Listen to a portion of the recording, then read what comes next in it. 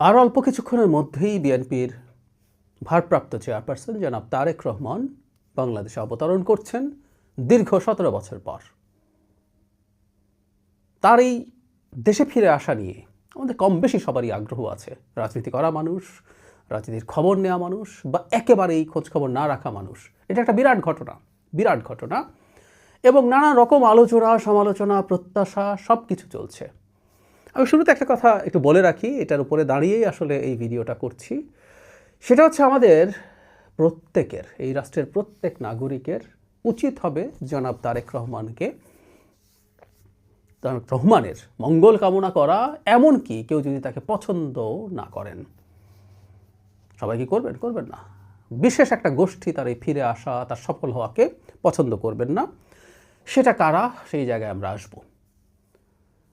তিনি ফিরছেন কি ফিরছেন না, কবে ফিরছেন, খুবই আলোচিত বিষয় ছিল 5 আগস্ট পরবর্তী সময়ে। পরবর্তীতে জনাব তারেক রহমানের মা বেগম খালেদা জিয়া যখন মারাত্মক রকম অসুস্থ হয়ে প্রায় মৃত্যুশয্যায় হাসপাতালে ভর্তি হলেন, তখন এক ধরনের সমালোচনা শুরু হলো, তিনি কেন আসছেন না। তখন একটা জবাব তিনি দিয়েছিলেন ফেসবুক স্ট্যাটাসের মাধ্যমে, যেটা জবাব দেওয়ার চাইতে সম্ভবত আরও বেশি কিছু প্রশ্নও তৈরি করেছিল, কিন্তু তাকে এটা দিতে হয়েছিল সে সময়। যাই হোক, অবশেষে তিনি তারিখ ঘোষণা করলেন ওসমান হাদি যেদিন গুলিবিদ্ধ হন সেদিন।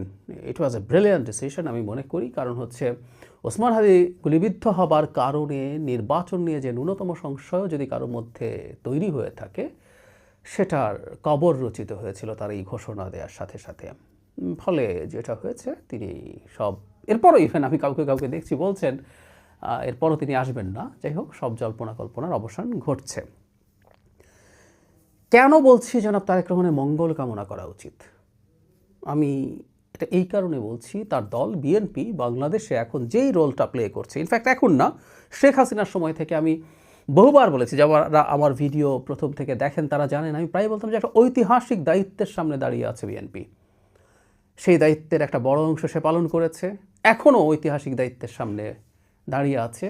এবং এই দলটার প্রধান হিসেবে জনাব তারেক রহমান যেহেতু আছেন, তিনি সবচেয়ে অতি গুরুত্বপূর্ণ হয়ে উঠেছেন আমাদের এই বিদ্যমান প্রেক্ষাপটে। এই একটা জিনিস আমাদের মনে রাখাটা খুবই জরুরি।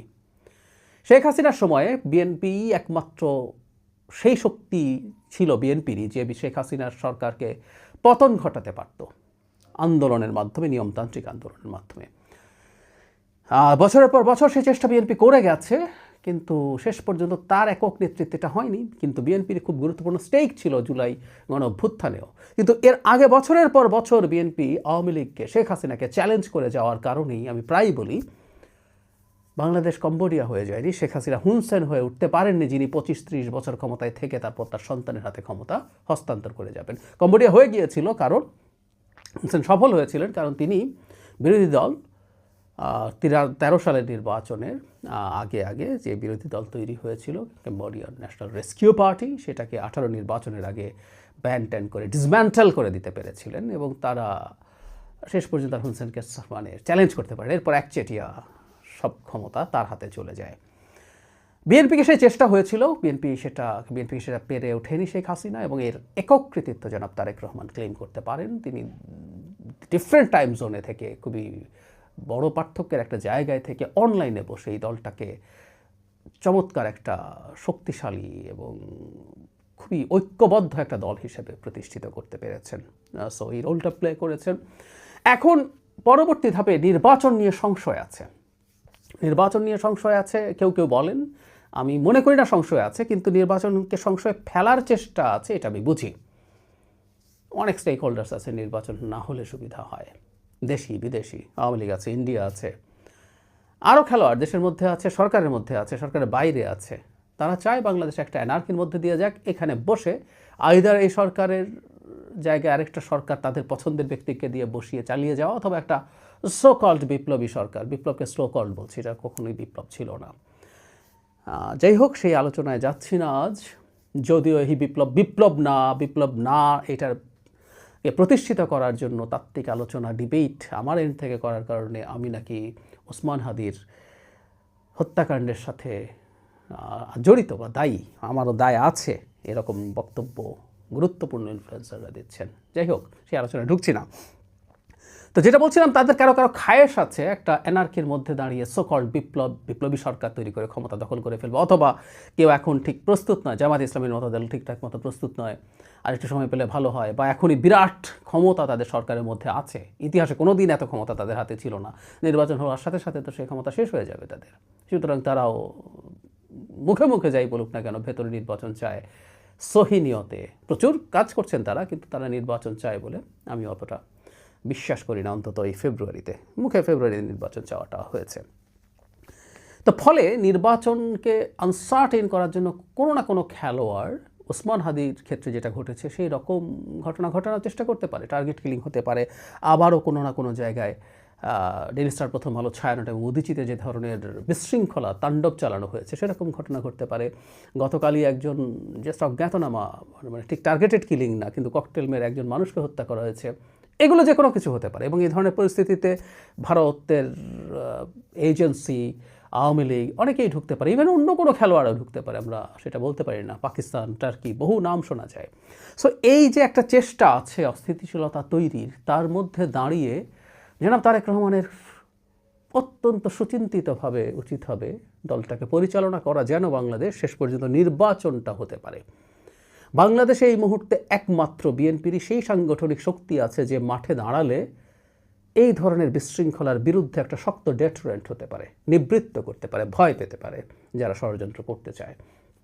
এই দায়িত্ব তার উপরে আছে, সুতরাং তিনি অত্যন্ত গুরুত্বপূর্ণ হয়ে উঠেছেন। আর নির্বাচনের পরে তো বটেই অনেকগুলো চ্যালেঞ্জ আছে।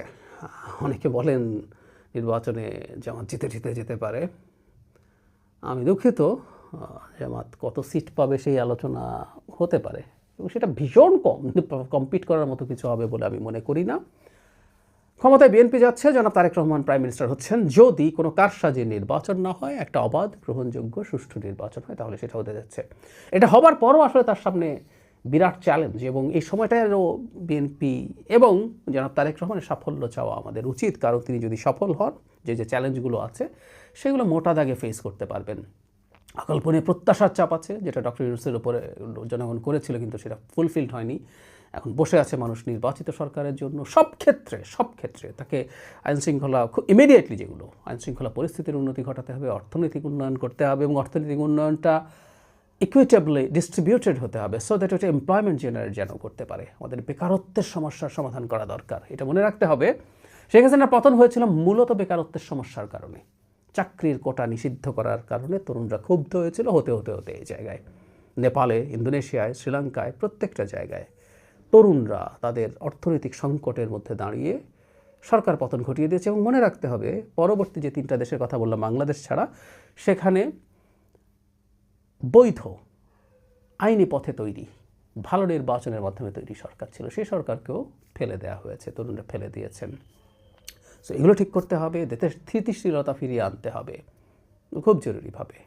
আমাদের পারস্পরিক যে দ্বন্দ্ব সংঘাতের পরিস্থিতি তৈরি হয়েছে, সেটা উস্কে দেওয়ার চেষ্টা বিভিন্ন জায়গা থেকে হবে, সেগুলো মিটমাট করতে হবে, সুশাসন নিশ্চিত করতে হবে। সোশ্যাল সেফটি, প্রচুর কথা বলছেন তিনি সোশ্যাল সেফটির ব্যাপারে জনাব তারেক রহমান, সেটা নিশ্চিত করতে হবে। দুর্নীতি কমাতে হবে, তার দলের লোকজন বিভিন্ন রকম অনিয়মে জড়িয়ে পড়া ঠেকাতে হবে। সরকারেরটা তো করতে হবে, সাথে তার দলের লোকজন আছে, এটা বিভিন্ন জায়গায় অভিযোগ আছে এবং ভ্যালিড অভিযোগ, সেগুলো নিয়ে কাজ করতে হবে। মত প্রকাশের স্বাধীনতা নিশ্চিত করতে হবে, মানবাধিকার নিশ্চিত করতে হবে। দেশের প্রতিষ্ঠানগুলো, একটা ডেমোক্রেটিক স্টেটে যে ধরনের কনস্টিটিউশনাল এবং স্ট্যাচুটরি প্রতিষ্ঠান থাকে, সেগুলো ঠিকঠাক মতো চালাতে দিতে হবে। এই বিরাট চ্যালেঞ্জ এবং বিরাট প্রত্যাশার চাপ, এটা হলো সবচেয়ে বড় কথা, এগুলো নিয়ে তাকে চলতে হবে। বর্তমান বাংলাদেশে এই শেখ হাসিনা পরবর্তী সময়ে প্রায় ভেঙে পড়া একটা রাষ্ট্র ব্যবস্থার মধ্যে খুবই শক্তিশালী একটা সরকার হওয়া দরকার। ইনফ্যাক্ট একমাত্র বিএনপিরই সেই সক্ষমতা আছে এই ধরনের একটা শক্তিশালী সরকার গঠন করার, তৈরি করার, আর কারণেই। সুতরাং কেউ বিএনপিকে দুর্বল করে দিয়ে রাখতে হবে ধরনের চিন্তা যাদের আছে, তারা ভুল করছেন। এইসব যাবতীয় বিবেচনায় মধ্যমেয়াদেও, মানে আগামী এই নির্বাচন বা পরবর্তী নির্বাচনেও তার শক্ত চ্যালেঞ্জার আসবে কিনা জানি না, কিন্তু ফলে বিএনপির হাতেই ক্ষমতা থেকে যাওয়ার সম্ভাবনা থাকে অন্তত 2টো টার্ম, এটা এবং পরেরটা। সুতরাং তার সফল হওয়া দরকার। তার দল যদি সফল হয়, তাহলে তিনি খুব স্বাভাবিকভাবেই যেটা হয়, তিনি সফল যদি হন, দল যদি সফল হয়, বাংলাদেশের জন্য মঙ্গল হবে, আমাদের ভালো হয়ে ওঠা। সেই জন্যই বলছি, কেউ জনাব তারেক রহমানকে পছন্দ করতে না পারেন, বিএনপিকে পছন্দ করতে না পারেন, কথাও না, উচিতও না। বিএনপিকে সবাই পছন্দ করবে কেন? একটা গণতান্ত্রিক ব্যবস্থা আমরা চাই যেটা অনেকগুলো রাজনৈতিক দল থাকবে এবং কোনো দল নিশ্চিত থাকবে না যে সে সুষ্ঠু নির্বাচন হলে জিতে যাবে। এই যে জিততে যাবে এইটা নিশ্চিত থাকে না, এই কারণেই গণতান্ত্রিক ব্যবস্থাটা আসলে কাজ করে। মানুষ তখন মনে করে যে সে কোনো না কোনোভাবে জনগণকে জিততে হবে। সো আমরা চাই, কিন্তু সমস্যাটা হচ্ছে তাকে চ্যালেঞ্জ করার মতো কোনো দল তৈরি হচ্ছে কিনা। কেউ জামায়াত বা তার নেতৃত্বে গড়ে ওঠা একটা ডানপন্থী রাজনৈতিক মোর্চার কথা বলবেন, আমি ব্যক্তিগতভাবে এটা এন্ডোর্স করি না, আমি পছন্দ করি না। এই জন্য আমি চাই আরেকটা মধ্যপন্থী দল, এই জন্য এনসিপির একজন গুরুত্বপূর্ণ শুভাকাঙ্ক্ষী আমি শুরুর দিন থেকে। তো এর আগ পর্যন্ত তো এই দলটা মাঠে থাকছে এবং বাংলাদেশকে একটা উদার গণতান্ত্রিক মধ্যপন্থী ধারায় রাখার জন্য বিএনপি একমাত্র অপশন এবং জনাব তারেক রহমান সেটার প্রধান হিসাবে আমাদের কাছে, তার কাছেই আমাদের সব প্রত্যাশা থাকা। এই জন্যই আমরা বলছি তাকে আমাদের মঙ্গল কামনা করা দরকার। তাকে যদি আমরা সমর্থনও না করি বাংলাদেশকে স্টেবিলাইজ করার জন্য, বাংলাদেশকে সুস্থির করার জন্য, এটা সবচেয়ে জরুরি ব্যাপার।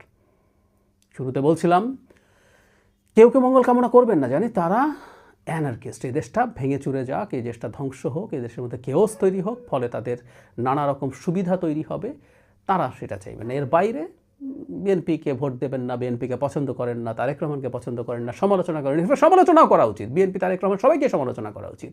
যে দলটার কথা বলছি এবং যে ব্যক্তির কথা বলছি যার সাথে আমাদের ভাগ্য জড়িয়ে গেছে, তাকে শুধু মঙ্গল কামনা না, তাদের ভুল ভ্রান্তিতে শক্ত চাপ জারি রাখতে হবে আমাদেরই স্বার্থে।